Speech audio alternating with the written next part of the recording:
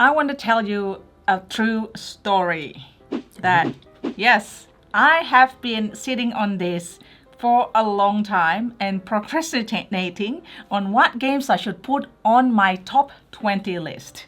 So Tarrant's like, when are we going to do it? When are we going to do it? I'm like, tomorrow, next weekend. And I was like, okay, I finally have got the 20 games or 21 games. I'm sort of like, I'm in R-ing. And then listing number 1 and 20. There's a lot of great games. And a lot of them are coming a little bit later in the year. So you may see some of the games in our top games of the month, but then also then there's these games that you haven't heard of, we're talking about, and also then what are they doing there because of that. Yes, and welcome. We are here. It is time to review the top games of 2025, our favorite games. AKA our rumbling. So thank you for listening. Hi, I'm Stella, by the way. And I'm Tarrant. Welcome to Meeple University. Obviously, we don't just teach in Meeple University. We rambles about games that we like. So that's okay, I guess. Indeed. So what we're going to do, as we have the last couple of years, Stella has compiled top 20 games of 2025. Mm-hmm. I have compiled my top 10. This time it's top 10. Yeah, because I always like to cut a little closer to the bone when I'm giving out the praise. I don't think that's a surprise for many people. You tell me. So we're going to take you through those. How we'll do this is we'll go through Stella's 20 through 16. Mm-hmm. Then I have a special list. Look forward to that. Then we'll go through Stella's 15 through 11, and then we'll go through 10 to 1. Because we can house rule this. Yay! There's no whatever we want. It's our video. Yay! There's no rule book about it. Yes. So technically we create our own rule book. Not even house rules. Yes. We've done our level best to keep this list as games that were released in 2025. Of course, that is a nebulous definition at times, and you may disagree and you may not, and that's fine because of the aforementioned house rules rule. Rules, non-house rule rules are on rules. But hey, I might not hear about the game until later on, or it might not be widely distributed till a bit later on. I mean, violin, we live in Australia. We use that as an excuse. Come on, you know that. Yep, all right, let's get into it. No, I want to ask you first. What are your top games? Sorry, Tarrant. What are your top games of 2025, or some of your top games that you have been compiling? How indecisive are you compared to me? Yes, that is very important. The views of the community are always exciting, especially when it comes to big list making like this. Yes, and I appreciate some of the games that I have not heard, which some of these you probably, what is that? Like, we don't always stick to the big games, or we just play all games. We source the games from anything and everything, whether it's review copy, paid copy, copies or the games that we bought ourselves. Everything here is our own opinions only, purely. All right, since you are pretty keen about sharing your list. Chomping at the bit. Yeah, you start first. No, we're doing your 20 Oh, yes, that's what you said. I got to put my feet up for like half an hour. I thought I was going to let you do that first. No? No, we'll break up your... Okay, so firstly, before my game number 20, if we have the game that we talk about, we will link you in the video description below if you want to check out more or find out more information about it. So without further ado, my number 20 is Take Time. This is a cooperative game where you have limited communication to place cards at the right place. At the right place. Not at the right time, despite of the name. I mean, technically, maybe... Yeah, it does kind of sound like a race, but it is I guess, think Bomb Busters. Hang on. Like a race, say Take Time. Yeah. Not a race at all. Like slowly. Oh, yes, slow and steady. So think of games like Bomb Busters and something like The Mind. Yeah. It is a game of limited communication, but small amounts of communication, and you have to try to work with your teammates, discern what they may be holding, discern what they're playing, and ultimately you're trying to play 12 cards, mostly face down, some face up, into 6 wedges around a clock and meet a bunch of objectives. And that always includes having them go in ascending order. It always includes having the sum in each wedge being less than 24. And from there, it's all sorts of things.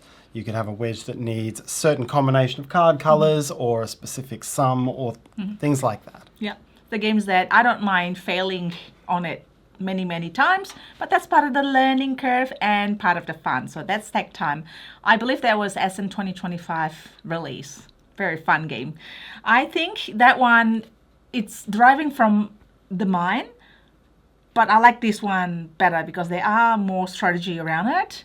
And it's kind of like if you keep playing with the same group as well, you kind of like talk within the group. There are some rules that you can't do, but playing the same groups and you just have certain rules amongst yourself that is still legal.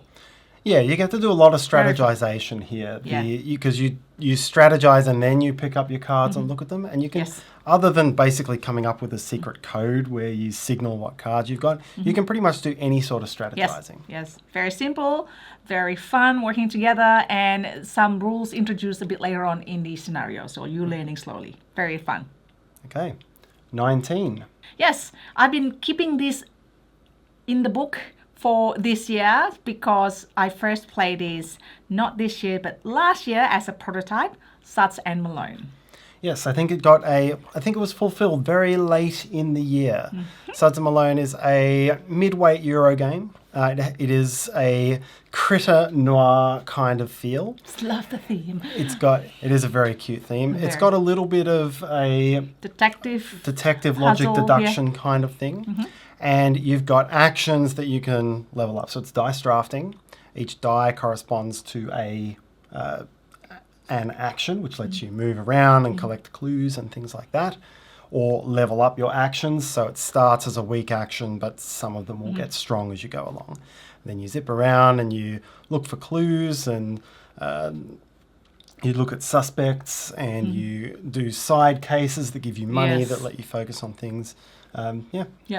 Very cute artwork, as I said before, as you explain it, and I love the engine building part of it to make your action stronger. And it's slightly different. It's like it's engine building with something else, and then that something else is deduction of, you see something, that means that this is not the suspect because I've seen it, and then the rest would be the deduction of those the people or the creatures that might be the suspect.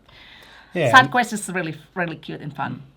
Yeah, the information gets revealed gradually through the game. So you're trying a big part of scoring comes from icon matching the 4 suspects. Yes. And as you see things, you're eliminating it so you know what kinds of cards to target for that. Yep. So my number 18 is The One. The One is a game that I got back from Essen that didn't make it whole. It got fairly well... it got a lot of water damage on the way back. Yep. But that did not change the ability to play and enjoy the game. No. We did a couple of rules mistake at the start, but we finally got there, and we're playing it on Board Game Arena as well now. And it's great with 2 players, got with 3 players, I think 4 players. It's just like, it's great with any number of players, I think, but it just has got slightly different dynamics. Really simple rules, and so you either take cards or place camp. And then as you place camps, you gain more objectives and gain more things that will boost your objective, that helps with your objectives. And then there's a little bit of collecting certain things that gives you point or majority of having fire. So it's very elegant game, like very elegant. And very tight. Much more tight from a map placement game than you see in a lot of games these days. You are trying to get your tents down in clusters of tiles clusters of hexes of certain areas, and as you're placing down, you basically use them up. You've got to get in there quickly before other players do. So it becomes very tight, and that fear that someone's going to take the spot you need is very real. Very high. Well, we're going to go to the next game. Whether you watch this a whole thing, because this is probably going to be long video. I'm saying this, it makes it longer, but anyways, you might actually skip it to the next one, which is fine, whatever. So game number 17 for me, is Night Soil. This is by Grail Games. This is The theme might turn some people off maybe because this is about the storage in old London. Yes. It is I guess it's kind of a two-part worker placement. Yeah. You go through rounds placing workers out into London to do various things, and that will also put down brown cubes representing by night soil. And then that's during the day, and then in the evening you use your other workers and actions to push the cubes around, and you try to gain these benefits by pushing the cubes around. You gain workers for the next round by doing that. So if you do a bad job of cleaning up the night soil, you end up with a lean round next round. It becomes pretty tight. Pretty tight. But you can actually catch up. I've seen that happen. Like I had such a bad round one time, but then kind of like caught up the next round. I think it is like not like, oh, you did one teeny weeny mistake and then your whole game is ruined, and it's not like that. So it's very tight, very good. There's some track advancement as well. They are just very, like, your action now affecting, double effect, triple effect for the next time. Yep. There's majorities you've got to fight for. Yes. A lot of the money and points in small quantities come from cleaning up the most cubes in a round. Yes. So it keeps it very tight. Like, I don't mind the theme at all. I think it's fun. It's quirky, I think. Game number 16 before it gets to Tarrant is Formidable Farm. Formidable Farms. Formidable. So this is a contractual card shading game, and the way you card shade your cards is by contract fulfillment. So you have a bunch of contracts that you need to do worker placement, gathering resources, and then when you complete contract, you also gain resources or bonuses that makes you draw cards from your deck, because whoever that completes your cards first wins the game. Yeah, this didn't make my top 10, but it was, as a light filler game, this really stood out to me as being something different. Yes. Yeah, it was get through your deck of 20 cards if it was 20 two contracts, players or whichever one it is. But you can, the contracts were essentially relatively even resource exchanges, and there was a common market that you could go from, but you could only complete 3 contracts per round. So you're completing these contracts from the common market so that you have the resources to complete the cards from your hand, and it means you end up completing more overall contracts for the game, but you kind of need that to get things rolling. And it's just kind of this quick, fun... very quick fun. You don't have to think too hard about it, but it works so well as a filler. It's a good family game. And 2F Spiel, Friedemann Friese did it again. Because their games are very different from one the other. I mean, there are 2 games that we got from Essen Release 2025 from Essen Spiel. The other one, also a fun trick-taking game. And it's quite different. And it is, well, just don't quite make my top 20 feelers, it's called. It's also good. Check it out. Now, the moment that I've been waiting for, I don't know if you've been waiting for this, I have. Tarrant has not mentioned what is this special list. Now, without further ado, Tarrant, please share what it is and why you're doing it. So it's not really that special. But, we always do this list at the end of the year. We're doing it a bit later this year at the end of January. And part of that was just to give ourselves more time to play the games that came out at the end of 2025. Especially because Essen was another 2 weeks later last year than it had been in the past. It was hard to get everything played. So I wanted to get more games played so that nothing missed this list just because we didn't get to it until the following year. That's what we say now, but then next year I was like, oh, actually this game. It is possible. But last year some games missed out. There were some great games from 2024 that I didn't play until 2025, and they missed the list, and I could go back and do a retrospective of 2024 video, but everyone loves new, and so they're just going to miss out the capstone video. So I'm going to do it now. This is my revised... I'm going to go through my top 10 of 2024. I'm not going to explain every game. I'm going to explain the 3 games that have come into the list because I played them later. Yeah. So quick revision, 10-1 of my top games from 2024. So Number 10 was Sunavalo. Number 9 was This Bed Is Mine. So these games have not changed? These games have not changed. Yep. I will stop and talk Yeah. about the ones that have changed, Okay, that have been added. Right. Number 8 was Flatiron. Number 7 was Fishing or Fishin'. So this, we've just been talking about Freedom and Freezer and the different kinds of games that he brings. And this was a trick-taking game that was an Essen release in 2024. And it really stood out to me as being a very fun representation of a non-contract trick-taking game. I say from time to time when we do reviews on trick-taking games that I grew up on more so on contract trick-taking games like 500 and Euchre and things like that, rather than a Microsoft Hearts type of game where you're trying to make the most of the hand you've got. And what Fishin' does is you play over, it's a very simple trick-taking game. You're just trying to win as many cards as possible across 8 rounds. But the cards you win then get shuffled and put underneath or into your own personal deck, and then you draw the next round from that deck. And so if you win a lot of cards, you end up with all of the bad cards that were in those tricks becoming your hand for the next round. So you have this terrible round. Whereas if you did not take very many cards and you don't have enough cards in that deck to make up your hand, you get to draw all these new cards from the awesome deck that has all the trumps and the high numbers and the special powers. The better numbers, the cool stuff. Yeah, and so you play over 8 rounds, and it's enough time for everyone to go through an ebb and flow of having good rounds and bad rounds. And then at the end, you're trying to be the one who's ahead at the end. So is it highly tactical, and is the best player always going to win? Yeah, very maybe. Tricky. Yeah, maybe I can never but I can never judge like when to pull back and then not win, when to try to win. Well, you have some general ideas of when you're going to start doing that. At the start, you probably try not to win too much, if possible. But it's the thing that makes it. It's the thing that makes it good is that if you're playing a Microsoft Hearts, each individual hand is dealt to you randomly, and you might just get you might never get a good hand if you play 4 or 5 rounds, or you might have more bad than good.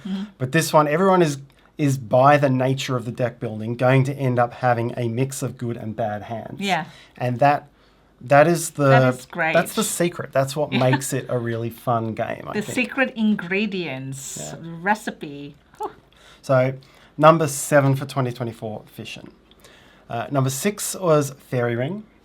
Number 5, a new addition, is Lone Wolves. And Lone Wolves is a 2-player lane battling game. It's probably not a pure lane battler, but it also has a trick-taking mechanism to it. And when you talk about trick-taking games with 2 players, that can often be quite a tough sell for me. But in this one, how it works, you've got the 5 lanes that you're trying to compete against. There's a leader who plays 1 card into a lane, which also starts a trick. And then the follower has to follow suit. There's a trump that changes throughout play. So they play into that trick, but in whatever lane they want as well. So you're both picking a lane and managing a trick at the same time. Yes. The winner of the trick keeps their card face up. It ranks between 2 and 7, and so that will add to the majority for the lane. Whoever loses flips the card over. It only scores 1, but they get to grab a scar token, which is a bonus that can influence a lane. And it might influence the strength for the majority, or it might add an objective to that lane where the player now gets points for every flipped over card that is in there, or something like that. Or they get to exchange the scores for the lanes, because the lanes are worth between 6 and 12 points. And when you play that out over 13 tricks, with a couple of other restrictions and things that get built in, like once there's 6 total cards between the 2 players in a lane, that lane is locked out. So you can try to choke it up by just putting, you're leading a little bit and you can just close it off with a card that you know is going to lose, for example. When you build all of those in, there's just enough fun little juicy things to think about. And you end up with what you end up with is great. So absolutely. Lots of things to think about. It's an excellent little game. I agree. Excellent little games, and I think this applies for both Fission and Lone Wolves, is that the people that have played it find it like, wow, it's great, it's really fun. But then, it's just like a matter of marketing it or distribute it to wider audience to know what is that, what is Lone Wolf. Like, I've spoken to a few people that have played Lone Wolves and they really enjoy it. The same with Fission. I think Fission was brought out in North America by Rio Grande Games. Not too sure about Lone Wolf yet. So this is by Wonderful World of Board Games. I think they're based in Taiwan. So please do check it out if you liked the sound of that. What's next, Tarrant? What's next? Next is number 4, and that is also a new addition. So this is the third new addition into the list. It is Lata. This is the second game in what will be a 5-game small box but big experience games by Pythagoras Games. Yeah. And they're all based on Portuguese industries of the past. Of yesteryear. Yes. And this one is based on making fish in oil and fish in tomatoes. I think it's a canned fish industry. And one thing I always find, I like the kind of game where you can have a very simple production chain with meaningful interactions with other players. And this definitely has that. Your production chain is, there's tomatoes, olive oil, mackerel, and sardines. Yeah. And you can, from those 4 things, you can make sardines in oil, and mackerel in tomato. Or is it the other way around? Sardine.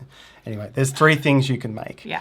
And once you make those, you sell them to markets for coins, and you can spend those coins on scoring cards, because this is a glass road type of thing where pretty much all your points, in fact, I think all of your points, are going to come from, I've got a lot of mackerel cards, so I get the card that gives me points for all my mackerel cards, something like that. Yeah. So it kind of all comes out. You've got to go out and grab your objectives.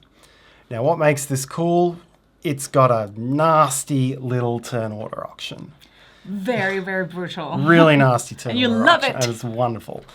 You've got 9 action, you're bidding with action points. And you've got 9 action points to play with, and you bid them on going first, and it goes from there. So if there's something you really want, you've got to give up a bunch of actions to do it, and it's a great currency. When you do that, there becomes an open draft, so that's what gets things into your production chain in that turn order. Then you go out to the market and sell your things in that turn order, and then you go and buy the scoring cards in that turn order. And so it's really important, and as I say, really nasty. And the money is really tight as well. It's this nice interplay where if you've got lots of, well, no, you'll never have lots of money. You can either use the money to put cards in better places in your production chain, or you can spend the money on points, and you've got to try to balance those out. It's really tricky. It's brutally good. Yes. Very interactive as well, obviously. Yes. So Lata, I'd highly recommend that one. That was my final number 4 for 2024. And then my top 3 were unchanged. Veil of Eternity at 3, SETI at 2, and Terminus at 1. So there we go. That is a look back to the games that didn't quite get played in 2024, but deserved the praise and deserve a space in this video. Tarrant has prepared this for a long time. Like, I don't know, it's like months in the making, and then he thought about it and what he's going to do and so on. So this video technically should be called Meeple University's Top Games of 2025 plus Tarrant's Revised Game of 2024. Yes. Yes. Okay. Moving on. Back to you. Number 15. 15. Yes. 2020. What year are we in? 5. All right. It is The Druids of Eldora. This is by Stephen Felt, and this is a game of point salad, but it's not just like all over the place. It is, well, I've tried like different strategies, playing different number of players. I think for me, it doesn't really matter for this one whether it's 2 players or 4 players, because to a certain degree, I think, because the board adjusted itself pretty well, I think. it is a game of engine building. Let's just say that. Lots and lots of engine building. Yes, and it is a game of, as many Stefan Feld games are, playing the dice that you've been given. So you will have 13 dice across the game and they get rolled from the very beginning and never changed. Yep. And every turn you're going to move to a shrine, pick one of the actions that's on that shrine and block it with your die. Take that action. All those actions give you various ways of going up on tracks and points and things like that. There are benefits for being the player with the highest die value in a given space, both for ongoing and endgame scoring. But, I hear you ask, well, if I roll all 6s, then I'm clearly going to win. But that balances out because it becomes more expensive for you to place your dice if they're high. Because so you have to pay your dice, pip, din, din, din. That's good. Yeah, so you end up with this with this flow of play where if you know you've got a high die pip game ahead, you're going to have to spend 1 or 2 extra actions just getting the food that you need to pay for it. Whereas if you've got a bunch of low dice, all right, you're not going to go into things that are worth majorities. But you're not going to have to pay as much food to take your actions. What I love most about it is how you need to chain your action. So a lot of the actions that you need, or some of the actions that you can do, is to gain more dice, aka worker, and proficient, which is how you pay food and how you move. You don't actually start with all of your workers and only limited number of proficients. And there are some actions on the board that some are directs, basically get dice or proficients. Some are indirect, so you build something else that gives you that as a bonus, right? So you have to make sure that your 5 druids, if possible, lasts until all of your druids are taken to your supply and played without having to do druid in distress action, which is taking dice and proficients. Yes, and not very many of them. Yeah, not very many of them. So that's kind of like the things that you have to strategize depending on what things are available on the board and when you're going to do it. Like whether you want to move far and then gain that bonus to connect 2 things to gain the extra bonus, or you want to just like stop there and then risk that for other people to get that bonus. Make sure that you have enough dice and proficients. Yeah, you have a lot of flexibility. You can move as far as you want as long as you pay for that cost. And so it gives you a very broad brush of ideas on what is the best way to do things and where you need to jump in and steal something before someone else does. Game number 14 is Lightning Train. This is not Ticket to Ride, so it's definitely heavier than that. And it's based on back building, I should say. It's very fun, train building and trying to get the right action, the right contract, so you can build the right station and the right chains and score the most points. It's an interactive map building and delivery type of game.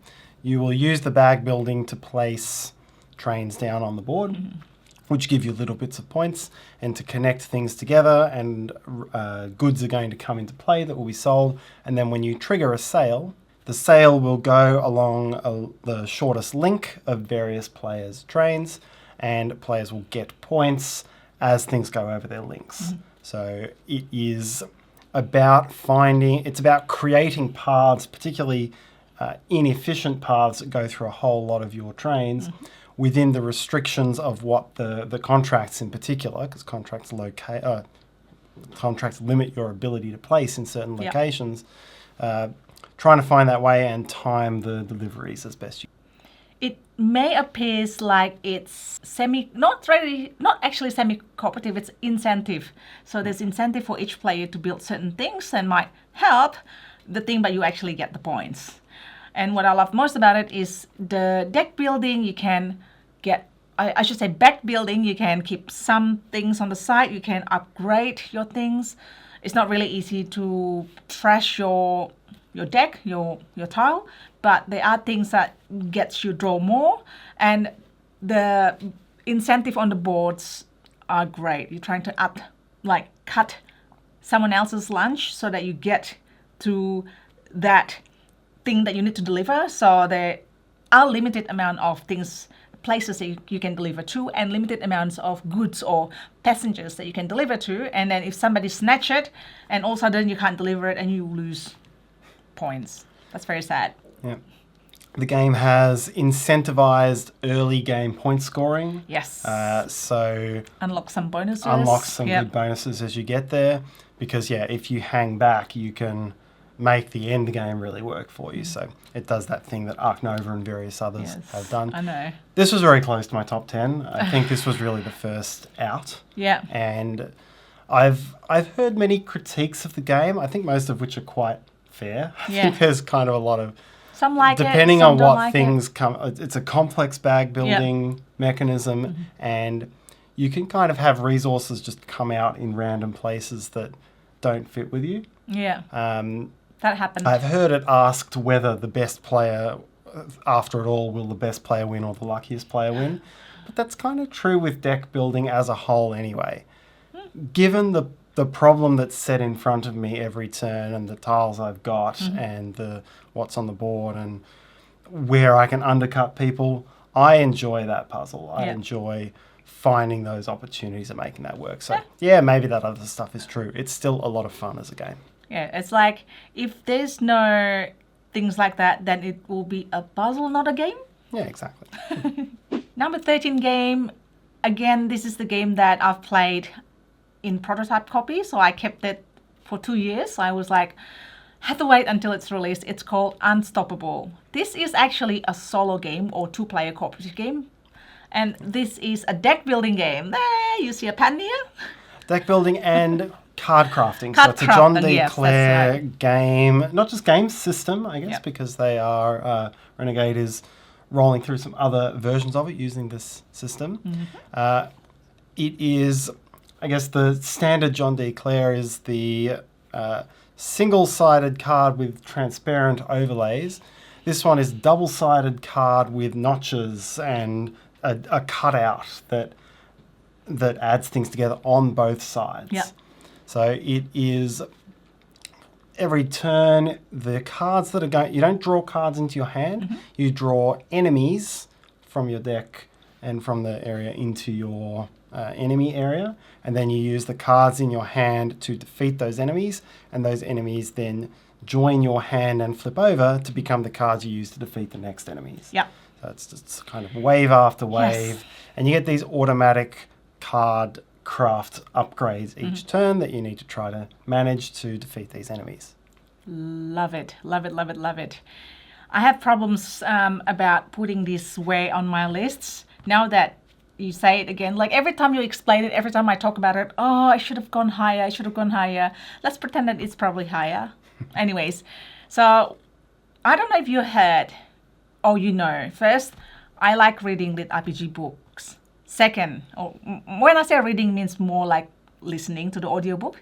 Secondly, I love Dungeon Crawler Carl. Dungeon Crawler Carl is a series of lit RPG books that I've been listening to because the voice author especially is very talented. That's Jeff Hayes, is really good.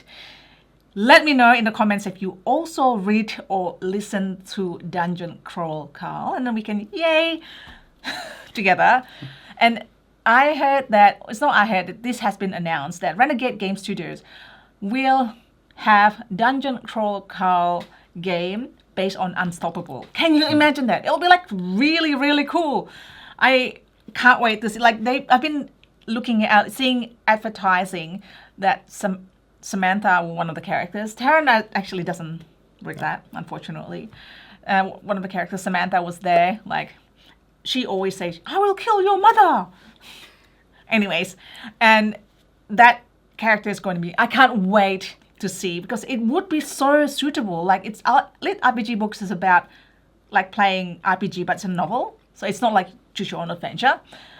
And this is a Unstoppable game, so I would imagine like Carl, and then there's like Princess Donuts, which is the characters in it, and they will be like upgrading and then gaining, which is like in the book, right? It's very good. They are going to have a TTRPG game as well, which Renegades also has done a lot of. So Renegade's probably the perfect company. They have lots of IP stuff and doing TTRPG or RPG stuff, and Dungeon Crawler Carl. I cannot wait. And the unstoppable system. So it is a good system. It's very applicable across various IPs. Yes. It didn't crack my list, but I very much respect. I had it listed as an honourable mention. I really respect what they've done with this system. Yep. It looks like it has a really good place. Yep. So, yeah. Maybe the Dungeon Crawl will actually put it up to within my top 10 list next time. Maybe. Number 12 is Paperia.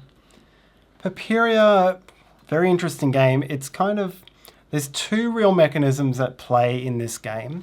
One is a personal tile placement game. You are drafting squares from an area and building them up and trying to make long rivers and things in clusters and all the kind of good stuff that comes from a tile placement game.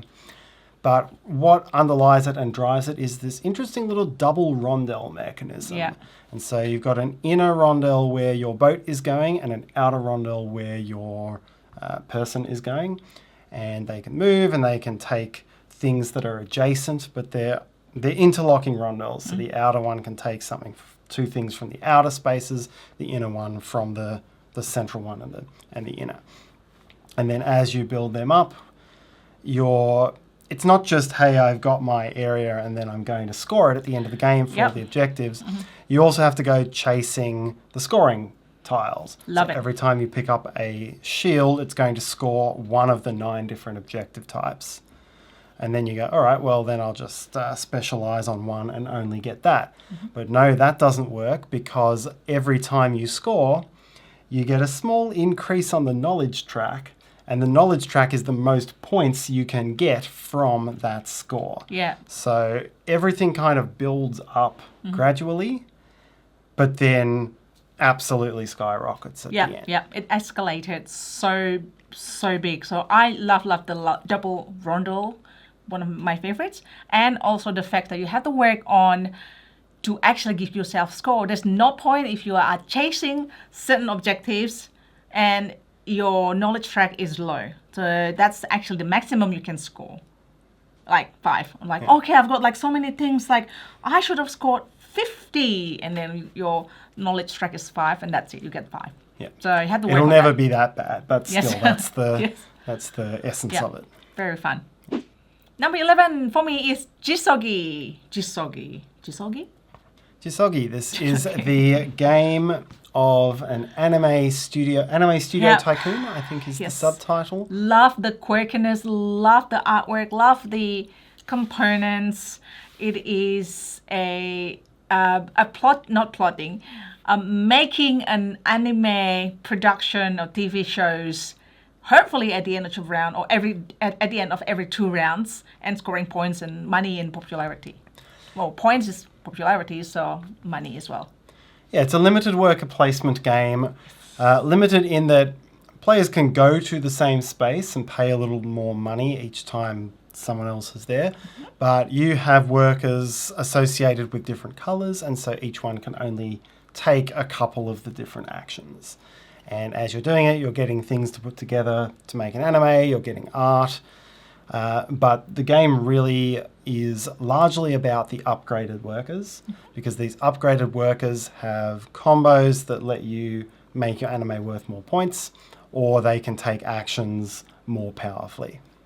Sometimes I need worker placement games that don't block me out completely. Well, this one is, you can still pay money, although money is quite limited. I got into debt many times, but it's normal apparently. You can get more and more debt. It's limited and not limited, because you can always take more debt. That's true. But if you can't pay it off, then ultimately it's going to hurt you at the end. Yes, it's paying your workers, but I just love the putting the plot things together and then getting the art on and upgrading your workers, and that all just nothing is probably new.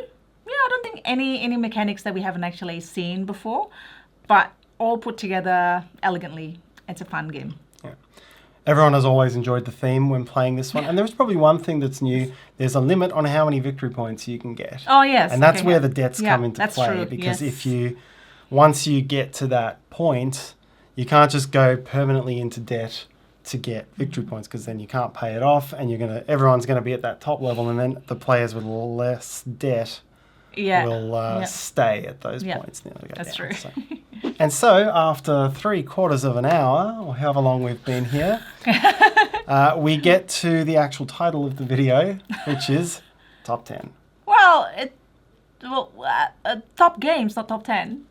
Well, Why what top people 10? listen to say. Okay. Sorry if you thought we would get straight to the top 10. Sorry. They just skip this. That's why there's a forward button. Yes. So welcome to this, or welcome back, or welcome. Yes. So we will now go back and forward and go through our top 10 games each. We'll begin with my number 10, which is a game that we spoke about quite recently, Papiria. Yay! So I really enjoyed Papiria as well. And I enjoyed the interactions, the positive and negative player interactions that you got on this double rondel were really what made this game sing. Mm-hmm. So you could... There was a couple of resources, and you could invest in lapis mines to get this lapis lazuli, which is really the currency for doing little game-breaking things, moving further on rondels, bumping someone out from a rondel. And it had these clever mechanisms where if you finished on the rondel in the same wedge as another player, you could give them some lapis and you would get scrolls. Yeah. And scrolls, every time you do a half lap of the board, you can cash in scrolls for knowledge. So that really improves your scoring capability. Meanwhile, if you make your worker line up with your other worker, it gives you this huge moment of flexibility on your grid because you don't realize how restrictive it's going to be at the start. But every time you place a new tile in your grid, you move a meeple to that space, and you can only build adjacent to that meeple. So It's true. you're not building this great expansive tile everywhere, placement. yeah. You've got this one guy Very moving limited. around, adding more tiles. So if you bring your two workers together, you can then move your meeple anywhere, and it gives you the flexibility. And that comes in really handy at times. Yeah. So you got all these things working together, So cool. and at the same time, the shields pop up that give you scoring, and you're like, well, I'm okay on that shield. It's going to give me a little bit of knowledge, but that guy's going to score 72 points. You've done that several times, so many times. It's like that person's going to score a huge amount of Yes. points if they get that shield. So I'm going to spend a couple. I've got the lapis to spend. I'm going to go and grab it, take one for the team, but also get 20 points myself. So it's full of that. Yeah. And there's a couple of end game scoring things as well, where certain majorities let you score another objective again. And by this stage, you're scoring like 40 points, 50 points at a time. Yeah. And it can be a runaway game. First time we be, played, I won by like 230 Yeah. points. But it rolls away at the end. That's Yep. kind of the nature of it. So you're still going to have a good time getting to that point. So, yeah. Such a start, the standard is such high because you already talk enthusiastically about a game like that, and this is only number 10. Can you imagine, right? Imagine how much better it gets. Yay! Okay, let's continue. I hope Aperia did okay, because I haven't seen it that much. No, I think it's And I know it's a Iron small- Games. yeah, smaller company. publisher. Yeah. It's a very beige game as well. I'm not going to pretend it jumps off the table that way, but it is a really good play. Hopefully somebody else will pick it up and then distribute it. Come on, Devia. Come on, Capstone. Number 10 is Fortunes of Scoundrel Bay. If you look at the cover, you may think it's a Ameritrash game. It is not. It is a Euro game. Yes. It's a pirate theme Euro game. Yes, this is a game of... Opportunities, engine building, all of the above. All of the above. And multiplayer cards, which you always enjoy. I always enjoy that. Multiplayer cards. Yes. You will play a card from your hand, and it will tell you whether you're going to... and then you choose whether you're going to use it to engine build and get more meeples and things, or whether you're going to use it to move, or whether you're going to use it to do an action next to where your ship is. And all of those things have benefit, and all of those things have... You're either going there to pick stuff up and then deliver it somewhere else later, or to just park your meeples to get a majority, or you're going to move and fight monsters and score points for those monsters, and so on. Lots of different ways you can play that. I love that the good engine building is basically make you stop at a point where you have to stop. You want to keep going, but either someone else would otherwise, or you have to focus on something else, or someone else would have actually do something. But in this one, you have to fit your meeples. Your engine building is your crew. Yes, your actions are stronger. You can cook more food. You can ship further, but then all of those cost you cost you food. And feeding is triggered by if one player goes to a certain thing. So it's kind of like you going around as well. You move around and then doing stuff on the sides and then fighting monsters or whatever. And you have to watch out where your opponent's going, because when somebody else is go to a certain space or advance along a certain space and feeding your meeples triggers, you need to be ready. So you can't like la la la la, just like upgrading your engines without doing other things or without moving your birds further ahead to gain other stuff that you need. Yes. The game is by Chili Fox, Yes. and you can see a little bit of footprints in there, which was the game from 2 years ago, because everyone is advancing on this linear track, and you can sit down and go as slowly as you want and do all this fun stuff. Yeah. But if someone starts to gun it towards the end, where all the good stuff is, that's what's going to trigger the end. And so it becomes this very player-paced progression. Yeah. And the first time you play, you're just There's going to always run out of meeples because everyone's la la la sitting in the shallow end, doing everything they can, and there's I'm out of meeples to actually do the good stuff. So So there's it'll take you a play to work out how the pacing works and how to really be aggressive with it. I would say this is one of the games that you have to do a burnt game the first time you play it, because you learn by actually doing things and then seeing, how good this actually is, the mechanics of this, I shouldn't do this. So many mistakes. But it's a really great game. At number 9, I have an expansion. This is very rare, isn't it, to put an expansion as its own game. Back again to timestamp where we doing our own rules.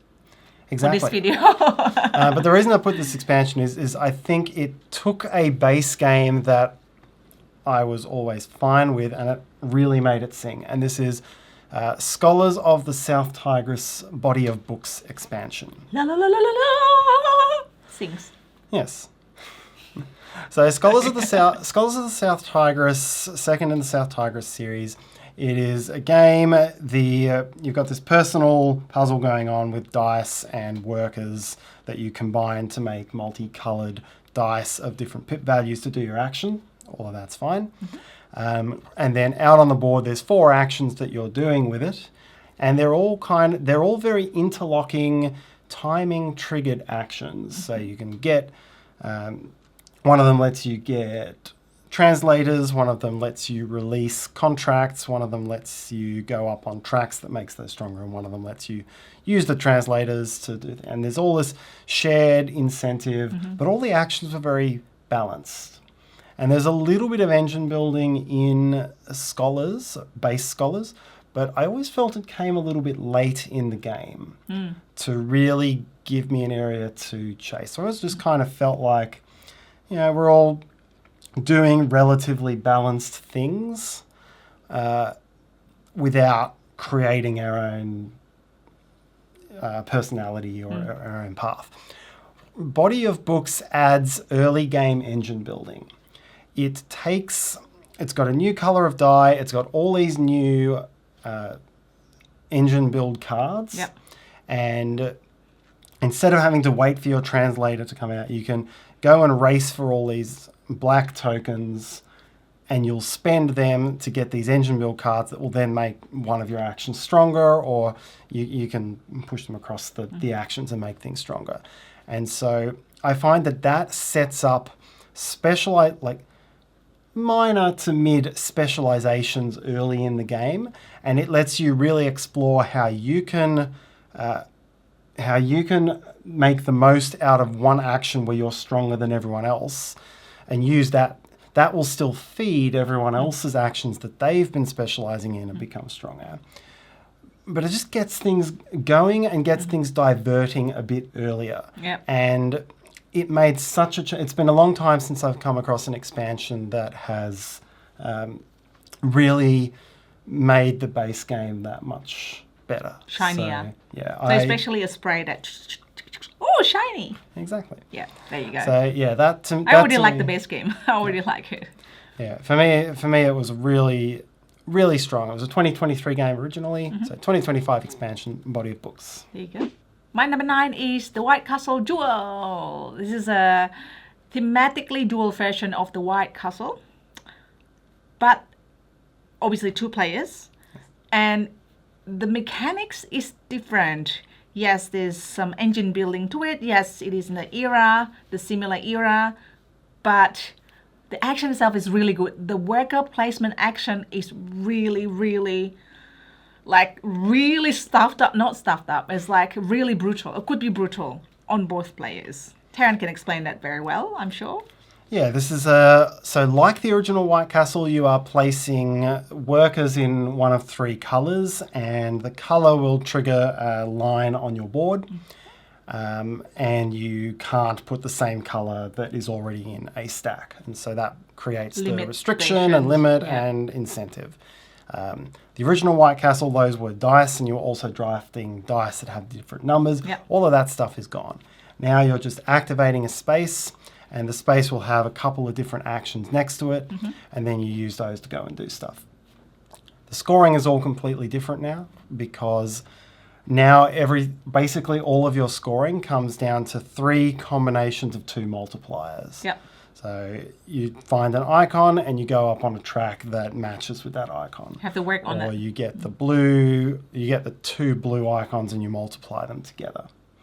And so that is very different. It all looks thematically like original White Castle, but that way of scoring becomes quite different.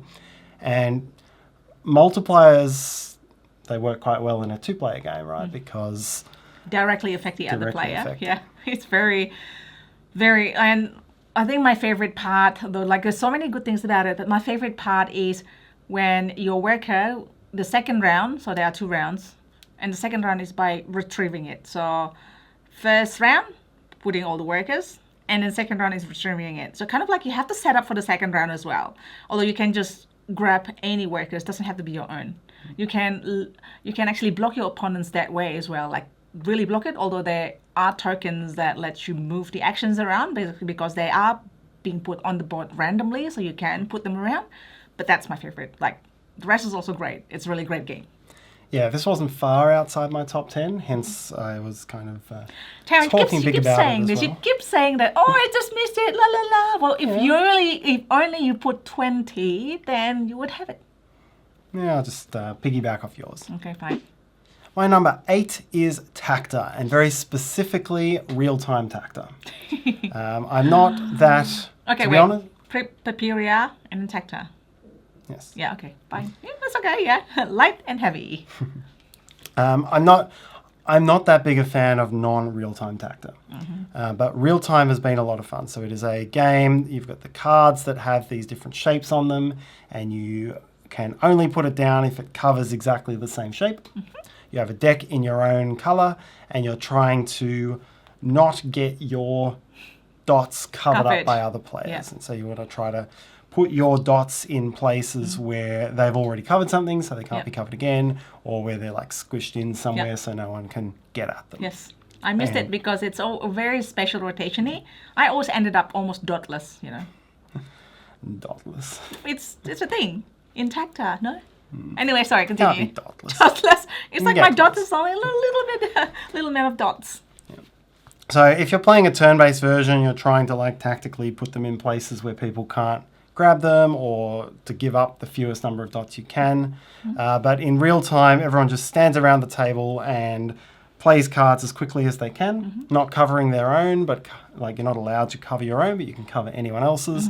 And as soon as someone is out of cards, the game ends and you go and count up the dots. Yeah. And so it's through in a minute and a half.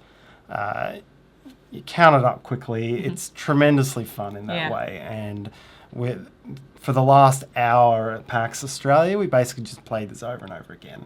I was playing something else. Yes. Oh, was I? I was doing... Yeah, you were elsewhere at that time. I was... You were at a panel, I think. Oh yeah, I was like, not at the panel, but watching a panel. Yeah.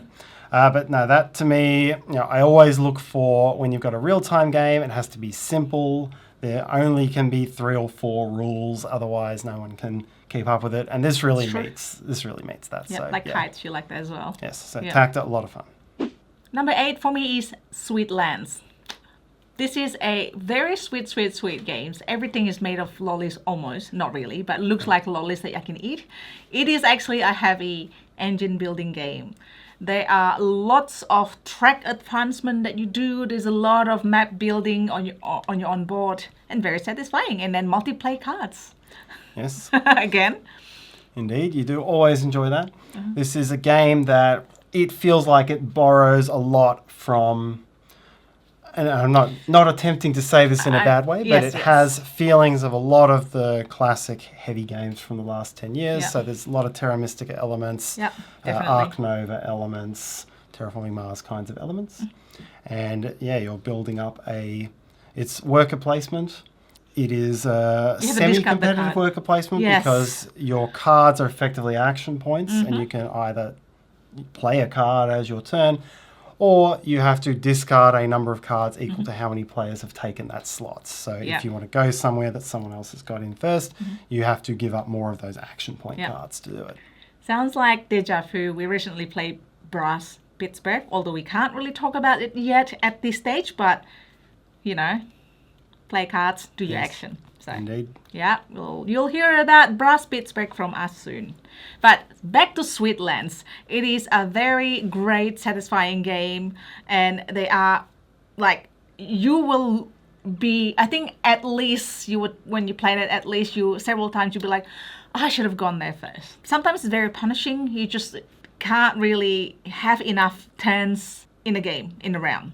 So there's always things that you want to do. You're building boards and you also upgrading your map as well, and that makes makes your income higher of a certain resources. It's kind of like thematic as well. Yes. And it is asymmetric for each player as well, which is the power that you can unlock. So each player has their own requirements on their own board, and then their special building, they can build it if they've complete the requirements, and those requirements are different for each player. This has a very, very slow start, very fast finish. You will certainly have way more ability to take action from a resource standpoint later in the game than earlier. Definitely. It's very oh my god, I just have this much resources or income, all the income that you need to increase. Yeah. And you do a lot of, again, this is a very Terra Mystica kind of thing. You do a lot of exchanging of resources for other resources at really terrible exchange rates because you need that specific type of resource. You can't just do a simple exchange. We do it all the time, Sweetlands, a very sweet game. And very heavy. And we come to my number 7, which is also very heavy. It is Speakeasy. So Speakeasy, it's a Vital Lacerda game, and it's... I knew this. I didn't like a shock face. It's a fake shock face. Sorry, continue. And it's really the first one of his games that's really taken me back to some of the things I loved about Vinhos when I first played that. That's still, I think, my favourite of Vital's games. And some of the things that felt familiar there, this is effectively a dudes on the map kind of game. You're going to be putting down your buildings on the map, and those are going to be scoring 3 times during the game for majorities. And they're pretty simple kinds of majorities because there's only a couple of spaces in each area. But they're big scoring majorities. And it kind of has that feeling, and you stop at Vinhos 3 times to score the fair. Yeah. It kind of has that type of thing. Yes. There is a turn order changing action, which is, again, I always remember with Vinhos that it took you a whole turn to go and change turn order out of 12 turns, but sometimes it was super important to do that. And this has that as well. You've got to go and spend it. Okay, it's actually not that weak a turn because you take some bonus actions with it, but you go and do that. It's got a clever setup where the mob is all over the board and you can go into places with the mob and fight them when they're weak, and then it's harder to do that because you still have to fight them, but Speakeasy is going to be on the board forever because you've done that. Or you can go in where it's expensive or where it's cheap and where there's nothing there to start with, but you know, because every district gets hit by the mob eventually, you know the mob is going to come in harder and stronger later on, and the cops are going to come in harder and stronger later on because you've also got to deal with the cops. But that can be okay. There's 3 majorities to score, and if you can get good points out of it before the mob comes and breaks your kneecaps, then that can still pay off across the course of the game. Punishment is really great, really, really big. That's probably why I like it, but I feel like so punished all the time. I'm like barely above the water. So beside that, it is an enjoyable game. Yeah. It also has a really clever mechanism with the money. It's a money laundering mechanism. Yes. The game is all about getting the most money, but some comes into your... some is obtained legally and some goes into the safe. And if you want, launder. It all counts the same to victory. But if you want to spend your dirty money, you've got to launder it and you lose half its value. Yep. So essentially, if you're playing a low cash in hand game, everything is costing you double in victory points. Yep. It's also a competitive worker placement type of thing, which, that's always good. That choice to go and do something before someone takes it from you. So it's a really, very enjoyable game. My number 7. My number 7 is going to be a little bit different. I just realized that I'm just like sitting not right anymore, not straight anymore. I was like, how long has it been? An hour? Yes. So hopefully you'll listen to this by, doing chores maybe, or it can be a podcast style listening as well. All right. So back to number 7. It is technically not 2025 games. All right. Last year I did Captain's Chair, which is technically 2026 game. No, sorry. 2025 games on 2024 top games. So this year, because it's the game is widely distributed in 2025 and got in 2025 as well. I didn't know about it until 2025. This is Phoenix New Horizon by Devi Games. So originally it was distributed by published by Pero Local Game and distributed by Devi Games. Hence, I got it while it was already on Devi Games. This is a worker placement combo-tastic game. You are building a post-apocalyptic world, building generators, houses, and trying to even upgrade your worker placement action to get a better action, and while upgrading things on your board for chaining it together. Now, the most favorite part of this game for me is the combo-tastic, although it could be a little bit of longer turn for each player, but anyway, combo-tastic and the contract mechanics. So it's very satisfying because there's contract that you are trying to achieve and you gain it in several different ways. Very satisfying when you do your action and then complete contracts at the same time, almost after every action. So you can do it before your action or after your action. You get the right contract on your hand and you play it. And the actual reward is not only points, it could also be an action, which makes it like even more combo. That's my favorite part of Phoenix New Horizon. Yeah, it's quite a traditional feeling Euro game. It only has one resource, which is fuel. Yep. And you're using it to build stuff on a map. It's just I put my building there. But then there's end game objectives that you can go and chase that make certain types of buildings worth more. There's tracks that can make certain types of buildings worth more, and you're trying to find all of those to maximize the points for what you've built on this common map, because it is a common map. You can build under anyone's generator, gives them a perk, so it's quite interactive and quite simple in that way. Yeah, interactive as well. There you go.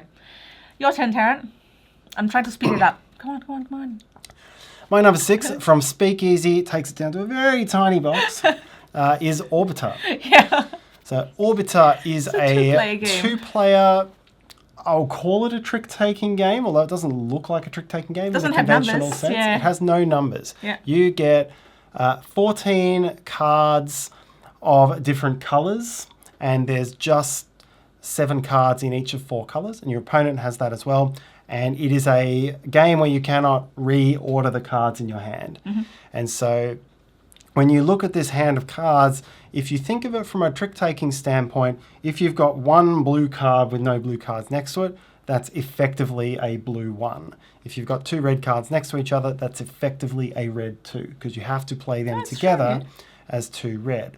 If you've got more than 3 cards together, so if I had 4 purple, for example, I can't play that as 4 purple. I would have to split it, but I can choose whether I split it into a 1 and a 3 or a 2 and a 2.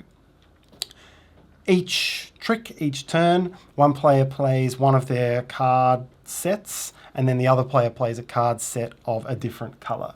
And each of those plays moves markers for that colour, that number of steps around a track that tells you what that colour is worth. And then to actually figure out who won the trick, you compare the final values of those 2 things. And the it's very good. The scoring is very good. The values go up as the game goes along and down as the game goes along later. So you have to try to time the cards in your hand as you play cards and they come together. So now my 2 1s have become a 2, things like that. And then at the end, it's this great 2-player push and pull type of thing where you're scoring majorities. Each colour, you work out whether you have more than your opponent, and you score based on what your opponent has. So the best thing you can do is win a majority 4-3, because that's worth 3 points. 3 points, yeah. That then opens this thing where if your opponent is already racing ahead, you just try to contrive the tricks so that they win all the rest. And if they win 7-0, they get no actual points out of it. So all of this is compacted into a very simple 10-minute game, and it's exactly the level of decision space that I think is perfect for a 2-player 10-minute game. Highly recommend. This is from Korean board game. Korea board game. Very recommended. I think like they have a few games, that this is the one that I picked that I think that you would like, and I was correct. You absolutely were. I actually like as well, just didn't make it. Anyways, at least I just let go of you as well. Yes, it's a good game. My number 6 is Assyria. This is Assyria 2nd edition by Garfield Games. Yes. This is a very juicy, very awesome game of engine building, and then knowing that your house is going to go away at the end of the first era, or the end of round 3, there's the 6 rounds. End of round 3, your house is going to be gone and you have to rebuild again, but it's a necessary thing. Yeah, this was originally a 2009 game, which we did not play in its original version. So I can't tell you how much it's changed, but I know it changed enough that they were happy to put Sam and Shem's names on the box alongside the original designer. Yep. And yes, it is a competitive little map placement game. Every round you are putting down houses, and those houses, you could just then immediately let them starve. If you want to use them to get action points and locations where you can build ziggurats and stuff, you have to feed them to keep them on. And there's this draft where you get the cards. Yeah. So that's a turn order draft. Again, you can get not much food but have best placement. So I love that kind of thing. Love it. Have to work on your action points. Yeah, that's why you need to build your houses. Yeah. I shouldn't be saying why I love it. It's why you... Sorry. This is very... This might be coming up soon on mine. But you can do that, do those things, and it becomes this tight place for me there. All right, it's my number 4. Okay, you're fine. It's my number 4. It's out there. All right, yeah. So you're doing that. You can place on... jumped. You place on rivers and it gives you action points. You place on the side, it gives you places to build buildings, and it blocks other players out. Very tough decision in a very, very good way. Mm.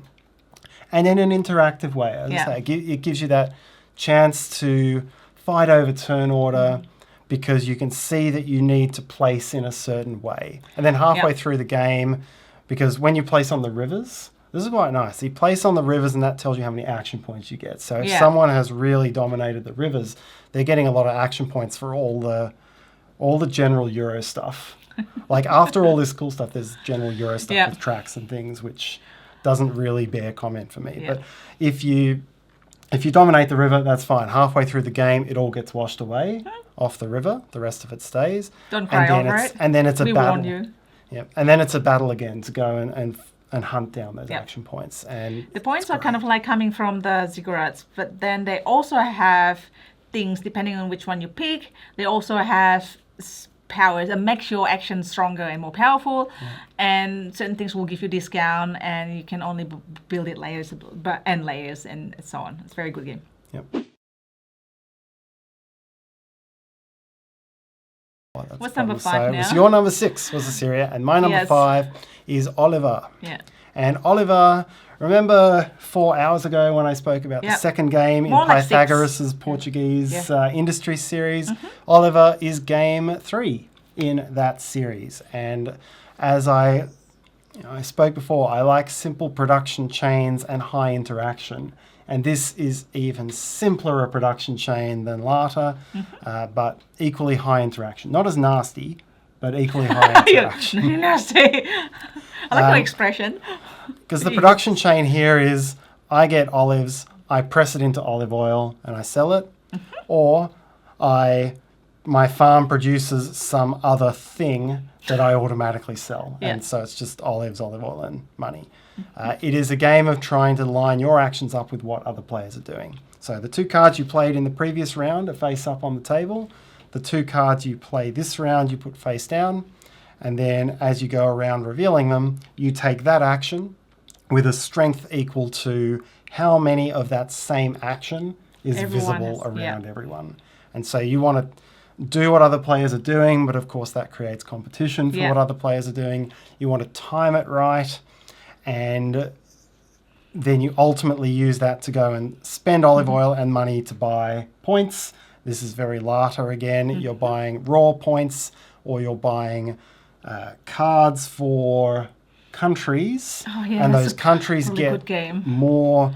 The cards that have the countries on them, you either buy them for the points or you set them aside for the action that's on it. But every time one gets set aside, it makes that country more valuable in the final scoring. I should make it game number 10B, 10.5. Yeah. We could all do a lot of 10.5s if given the chance. 10.5, 10.6, 10.7. Yeah. Yep. It has that Lata scoring as well. There's a card for everything that you can do, and if you go and buy that at the right time, you can. That'll give you points. Yeah. And every points card you get goes into your deck and chokes it up. So you either spend actions getting them out of your deck. You don't lose the points, but you get them out of your deck. Or you just leave them in there and hope you have enough actions to take by the end of the game because you draw 5. Yep. So I think it's great. It's not the highly strategic, very programmable game like Barter is. As well. It's a little bit push your luck. There's bits of flukiness around what happens, but it's part it is part of it. Yeah. And again, we said it with Lightning Train. Everything that has some sort of deck building aspect to it has that. Deck building is the role to move of the gamer. What? No. Are you saying that I love roll to move of the gamer? That's so mean. I mean, right? No, it's not. It kind of is. Okay, please comment if you agree with me or Tarrant. It's the form of luck which we accept. No, it's a push or luck is more roll to move, maybe. Yeah. All right, I've said something controversial here. Very controversial. I am not happy about it. This makes my meatball sub wavelength clue. Okay, that's probably another story. Yeah. A story for another day. We're a little too long into this. Okay. That is Oliver. That is my number 5. And I really am looking forward to games 4 and 5 in that Pythagoras series because I like the cafe as well. Yep. Number 5 is Pilgrim's Curious Adventures, the game that I missed from Essen 2025, but finally got it at the end. And this is based on the video game Pilgrims, which is the video games is about puzzle adventure. You're trying to solve puzzles, walking around several scenes, and you are recruiting characters and gaining items, collecting items. And this is what happened in the game. It's a puzzle movement. So you do have 4 different basic movements you can do, like sideways, diagonal, like L, like the horse in the chest, the knight in the chest, and so on. And you can only do once of those movements in the round. So all 4 is done. And then as you land, you collect items or recruit characters, which you can do to make your actions more stronger. And the aim of the game is, why you want to do that is by doing contracts fulfillment. So you gain the contract and then put it in your pile, and those contracts usually give you stronger actions for next time. So it's really good. So contract fulfillment, not only, oh yeah, that's, whatever for the end of the game, but this will really drive your action stronger. That's my favorite part of it. Yeah, it's quite neat. It's got a little bit of a splendory kind of feel to it. Yes. But it is about getting the character, getting the item that character wants, so you can use that character's power. Mm-hmm. But then also getting the item that the contract wants and trying to make that overlap as much as possible, so that you can then get the contracts, which also have engine building on them. Simple, yet very effective. I also like the characters. It's super cute. It is like in the video games. You don't have to play the video games, but you can see that the characters in the video game are in the board game. All right, it's been 2 hours, Tarrant. Hasn't been 2 hours. It's been a little bit over one. It's really cute. I love the art. Yeah, and it has a lot of art because I think it borrows a lot of it from the video game. It's allowed them to do a lot of individual pieces. Yeah. All right, your turn. My turn.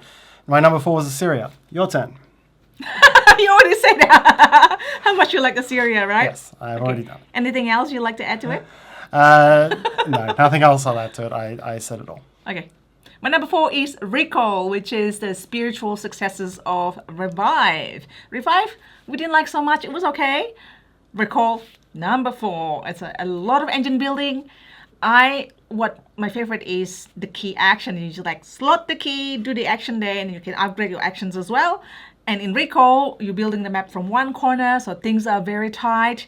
There are many ways to score points, and it's like that. And then there's this balance. All right, you want to do, maybe you gain more keys so you can do more actions. You only start with a small amount of keys, so you can only do small amount of actions. And you kind of like the balance of want to do the recall action, which is unplugging everything and then activating certain bonus, resetting something else, or keep doing it and not gaining the recall bonus. So, it's like one of those, I can't remember. There are a few games that are like that, where you want to reset. It's good to reset, but you don't want to do it too much, depending on how strong is your reset bonus. Yeah, much like Revive, which had all of the little action spaces you would unlock, and then you'd have the energy tokens that you could move in, so you triggered them each once per reset cycle. Mm-hmm. This has that as well. It looks different, but it is fundamentally the same, and that gives you a whole lot of combos. Yeah, and then the track. Yes, and I enjoyed it more than Revive as well. The fact that you are going from a corner all in the same direction, I think, was one of the biggest improvements, because it meant there was a lot more interaction, things getting more expensive when a player had already gone there. All right, one more. It's combo-tastic as well, all right? So you can just change your actions by collecting these special gems, and then you can build that action. You can just put your gems for extra actions, and then chaining it in a good way. And then as you upgrade the key that you activate, the key would have extra actions it can do as well. So, so cool. Yes, your 13th turn is enormous. Yes, I love it. Unless you're recalling. All right, we come to number 3, and number 3 is my favourite party game of the year. It is a very, very small box game. It is from Oink Games. It is Petticoat. Petticoat. You see so many party games out there, and they're different plays on words and drawing and lying to each other. This one is a pattern recognition game, and you draw 5 cards, and they're all these combinations of a dog, a cat, and a bird, or a red hat, a blue hat, and a yellow hat, or a number from 1 to 5. And you draw 5 of them and a question mark in a row. And then your brain decides what goes where the question mark is. And then you have to match with other people. And then you all argue about how you saw the pattern. And you get this insight into how other people's minds' patterns work. It has to be played with the right group, obviously. And then we got the groups that really had fun with it. It is a really... I'm actually feeling happy that some of these games that, sometimes, I'm usually the one that go to overseas convention, and we might discuss, okay, you want this and this, but there are some of these games that are on your top list that I actually want. Oh, I think Tarrant would like it, and then you love it. Yay! Yes, well picked. Thank you. Yes, as you say, it is a game. Pedicate is a game that is going to work with certain groups extremely well and fall flat with other groups. Yeah. And I think a lot of board gaming groups are people who are going to enjoy having a pointless meta argument about how a pattern forms together. I think the hobby draws that kind of. Some people argue too much. So if you enjoy argument about nothing, then Pedicate. It works quite well. Very well. Also played it at Christmas with my family, and it did about as well as I expected, which is not that well. Yes, and your family will watch this. Yeah, and I mean, we brought it and I took it out knowing it was going to fail because that's just not the kind of meta argument that we have.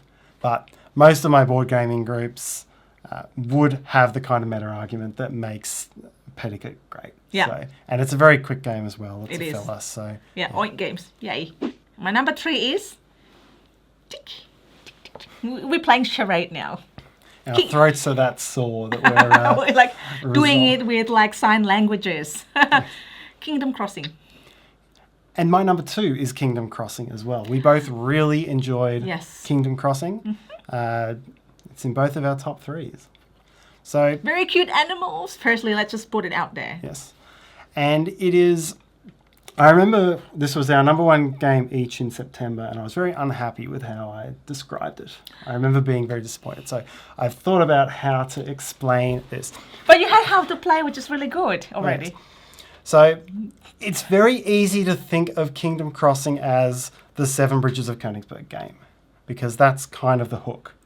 But let's set that to the side and describe what this game is. Mm-hmm. Over 4 rounds... it's a tableau builder, and over 4 rounds, 4 turns per round, you're going to move your meeples, subject to movement restrictions, to a place where you are going to buy a card, and that card will have a colour, which combos for incomes and the first half of a scoring multiplier, and it's going to have an effect, which is going to combo for the second half of the scoring multiplier.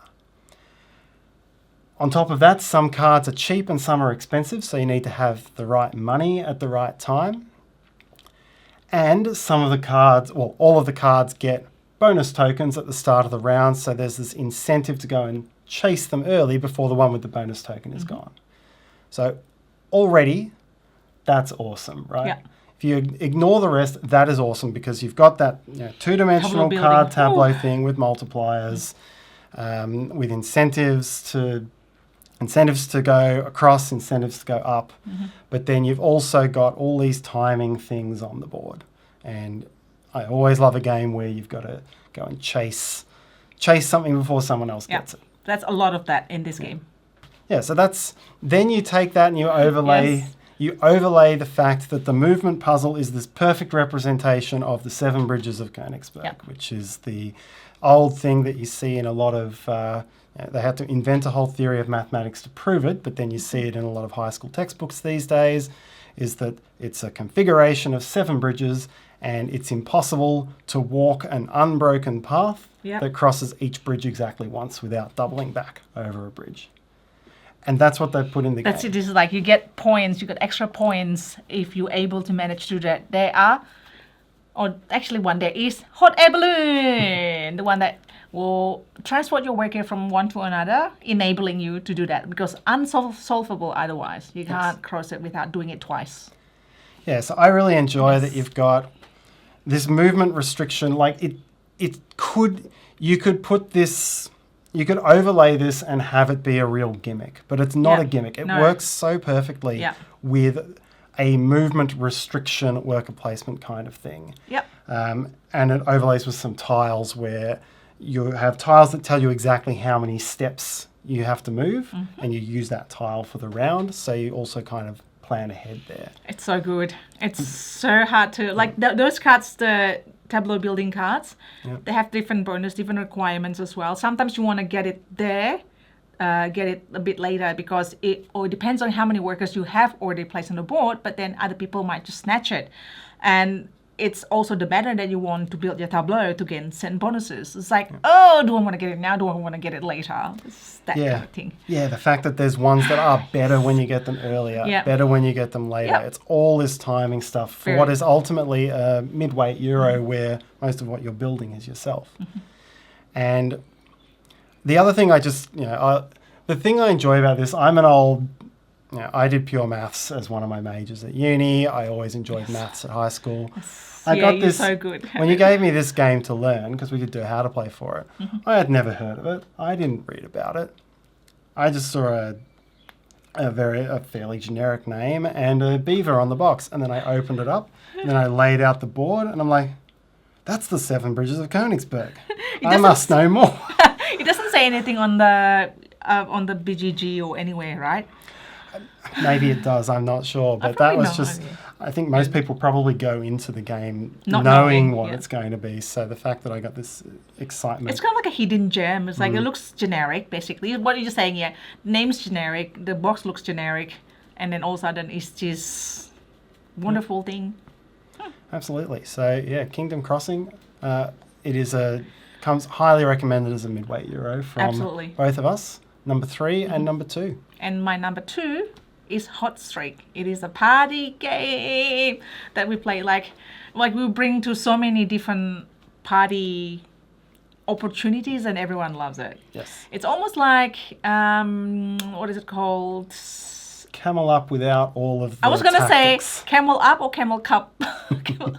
Camel Up without the tactics. So no skills are needed. It's just betting on which mascots they are going to finish first. It is hilarious. Yes, it is a wonderfully produced game. You've got a racetrack with these plastic figures of mascots in giant hot dog costumes.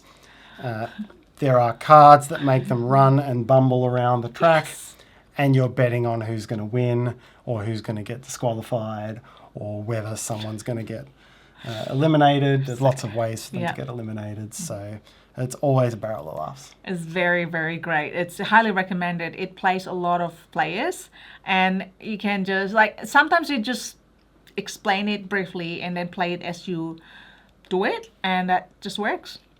Yes. Once somebody played the first round, then they will be able to just play the next one. Almost guaranteed, and there's no winner.